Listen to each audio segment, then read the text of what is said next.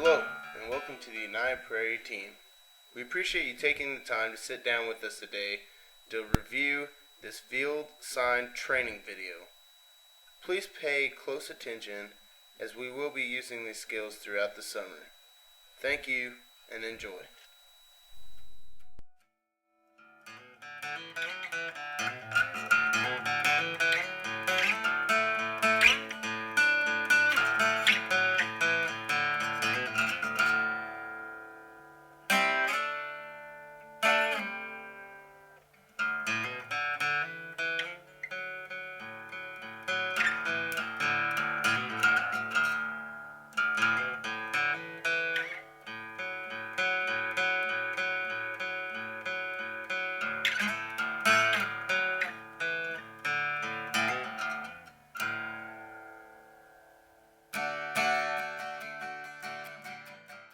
Amongst supplies needed, your first item will be your field hoe. The field hoe is used for weed removal and row evening in case a row is unevenly planted.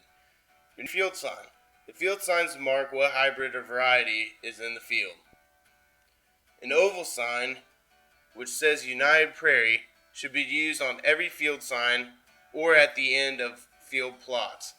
Your field string will be used for your posts to keep them in line and straight. The measuring tape is used to find your driving point. Every 7-foot post should be driven 18 to 22 inches. The pliers or slide cuts are used to cut your zip ties, which may be used on some field signs. Your evaluation sign bolts, nuts, and washers should be used to secure your evaluation sign. Post driver will be used to drive in 7-foot posts.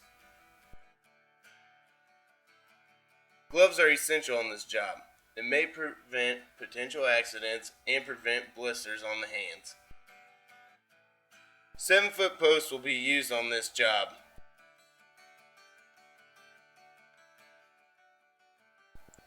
Sign bolt clips are used to secure a field sign. Sign bolts are also used to secure a field sign. Zip ties may be needed for some field signs to put up in a plot or on fields. The plat map is used to find which field or plot you will be putting up signs on. The grower contact list is used to contact a grower in case a field is improperly marked on a plat map. Our plot sheet is a very essential tool to putting up signs on a plot. This concludes the supplies needed list.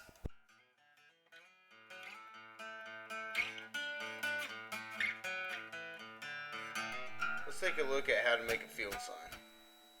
The ladies in the video are taking decals to put on our field signs. These could say a number of different things, but typically it will be corn hybrids or soybean varieties. They're smoothing them out, making sure that they're nice and straight and centered. Let's take a closer look. So we're smoothing out one side. Then we're going to do the same to the other side. We're going to peel that sticker backing off, let it stick to the sign, and then smooth it out with the hand to get rid of bubbles and bumps. Now we're going to flip it over because we want to see it from both sides of traffic when we put it up on the field. See here, we got it centered. She's going to put it down a firm hold on it, pull one side, smooth it out. Then we're going to do it to the other side. And this is our completed field sign. You may be wondering what post to use when putting up a field sign. This is a crooked and bent post. Our sign won't look straight and it will be hard to drive in the ground. Please do not use these posts. A 6-foot post compared to a 7-foot post on the right. 6-foot posts just simply won't be enough when we drive a post in the ground 18 to 22 inches. A rusted post versus a 2-stage post. 2-stage post is flimsy and it takes a whole completely new driver, and a rusted post looks cosmetically bad. Let's talk about where to get your field maps. Go to Ivesdale Seed Shed office, and there will be someone in there that will be able to answer any questions you may have and assist you in finding your maps or plot sheets. Make sure you're comfortable before you go to a field. Again, Ask lots of questions. They'll be able to answer any of them. Maybe how to get to a field and about how many signs to put up on it. Let's talk about loading your work truck. Be sure to grab all needed supplies in seed shed. If appropriate supplies are not accessible, ask a nearby manager or salesperson. Be sure to load extra posts, sign bolts, and clips with United Prairie oval signs. You never know when you'll need more. Always have a hoe and post driver in case other signs need to be driven or plots nearby need weed removal. Supply is known to have excessive weeds on display. Load a pump sprayer with Roundup. Pack all field signs into a box. This prevents signs from blowing out of your truck. Double check to make sure you have plot map and planning order list and or plat maps with salesperson's number on corresponding maps. Double check your supplies list so there is no need to come back until the job is finished.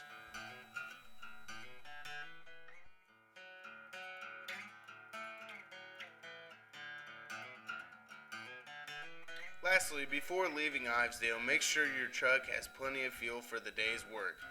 Trucks also may be filled up at Apex in Tolono, Jamaica, Dewey, Whiteheath, or our Pearson station. If you have a pump sprayer load, you may also want to swing by the chem shed for some assistance on filling it with Roundup. When you arrive at the opening of the shed, you should be able to find someone in the office or someone around to give you assistance in loading your pump sprayer. The guys at the chem shed can be very helpful, especially if you don't know what the jug looks like, what specific chemical to use, or how much to add in. Be sure that you're using Roundup only and not 2,4-D.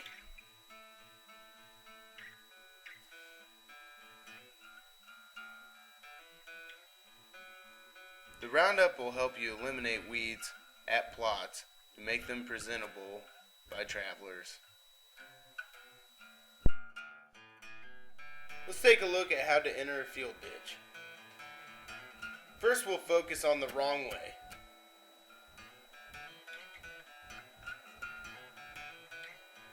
He's coming in very quickly. He's not using his blinker to get over. We'll see him whip in here. Notice how sharp of a turn he takes. Does not have his hazards on. He gives no indication to maybe potential travelers behind him. He came close to that sign, barely cleared a turn, and now he's riding with the whole truck slanted at an angle. This might have him get stuck. Let's take a look at the correct way. We're coming in nice and slow. Our hazards on. We use our turn signal. We're going to do a nice gradual cut into the ditch.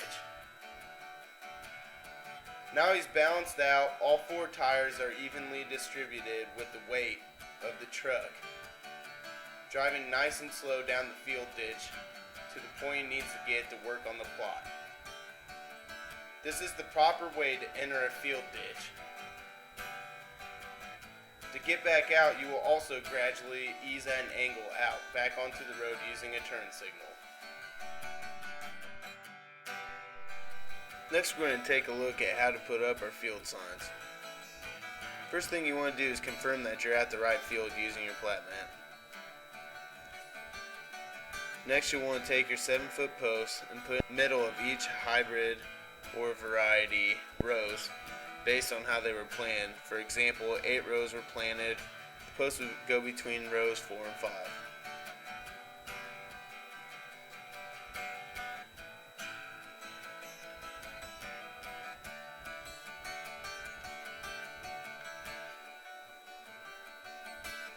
You'll notice how they're counting them out too, and it helps to say them out loud so you don't get confused and have to start over.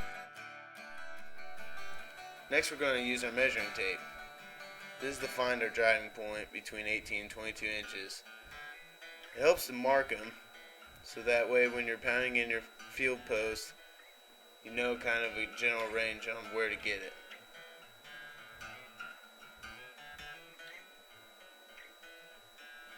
Notice here at the end it's pointed. That's the end that's going to actually go in the ground.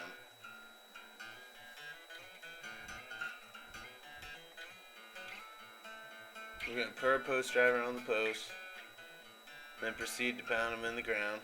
Check to see if we're in our general range. Now we're going to measure on ourselves to find our own driving point, so it's at our nose for next time. Next we have our string. The purpose of the string is to attach it to one end of the field at a post, and then we're actually going to drag that line to the other side, to our other end post. Now, some of you might be asking, what's the purpose of this string? Like, why do we need this string? Well, the reason why we need the string is to keep all the other posts in between our two end posts straight, neat, and uniform. It'll keep them nice and straight edged. So as we can see here, we're putting up our other end posts, making sure it's nice and straight along that string. This is why it kind of helps to have two people sometimes. Notice also how she's bending her post as she's driving it in the ground. That helps keep the post actually straight too. Then we're good. Now we're going to reattach our other end of the string. Make sure that line's nice and taut, but don't tie your string too tight because you will have to use it again.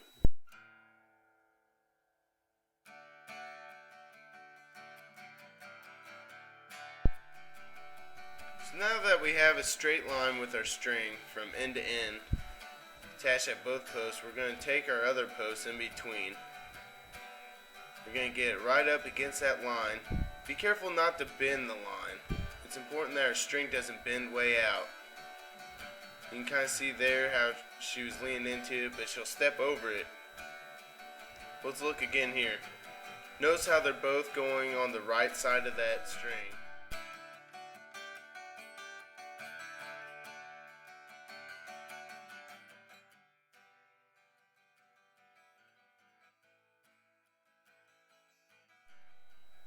Now that you have your post in the ground, it's time to put up your field signs.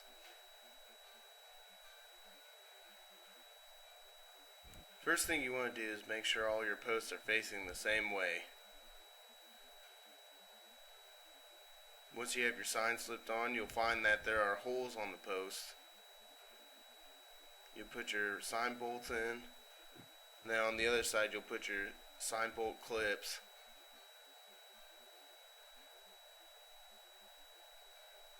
Then once your sign is on, you'll put on your United Prairie oval sign. You'll notice that there's a bent part on it. That'll be facing out away from the field. Let's get a close up. So we have our sign on our post. We're finding our hole.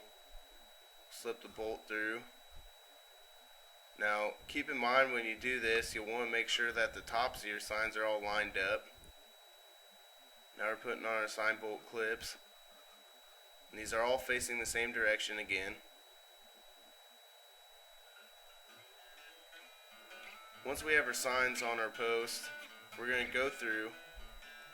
Make sure you have your partner with you and you'll bend those into shape. Make sure your posts are straight.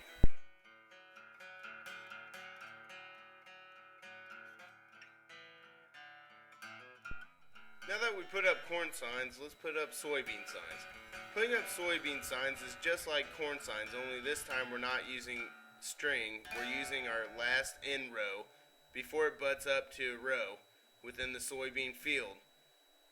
It'll be the same thing between 4 and 5 if it was an 8-row pass. Let's talk about signing safety. Your safety is very important to us. When first arriving at field, apply sunscreen. This will prevent sunburn and potential causes of skin cancer in the future. This picture demonstrates bringing post driver above your head. This is important to always look at where you're driving your post and where it's at all times. This picture represents bringing the driver off the post, which could potentially hit you in the head. Always be aware of where your post driver is when driving the post.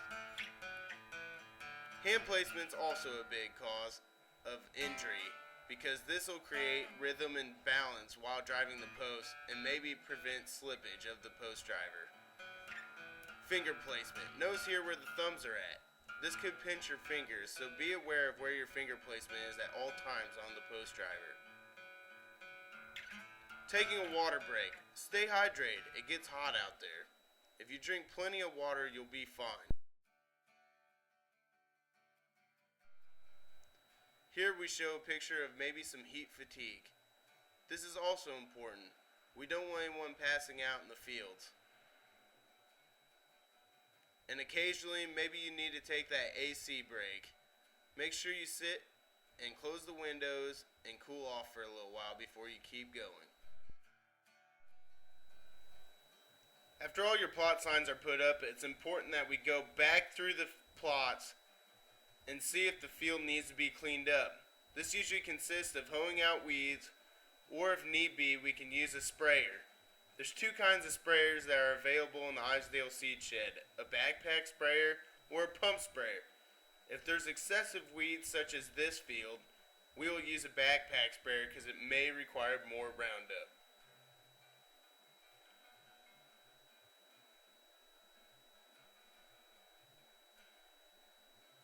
Be sure to keep walking around. It's important that our fields look presentable to travelers and to the grower that's letting us use their field as a evaluation plot. Our last thing to talk about is taking down your field signs. First, you'll want to walk up to the post with the sign, take out all your sign bolts and clips, separate out your bolts and clips into two separate containers. This will make it easier for the following season. Be able to grab them right away. Once your sign is off your post, you can then grab your post puller. Again, this is when your post is completely bare of the sign and everything else is put away. You'll grab your post puller, and you'll also need a metal punch. We'll get close up right here. This is your punch. You'll use that to slip through the hole. And then here's your post puller, and you'll pull up on that post punch to pull the post right out of the ground. So let's go ahead and get a close up here of how it's done. You'll just push down on the back lever. You may need to adjust your punch here. And then you'll go ahead and pull up again until that post is completely removed.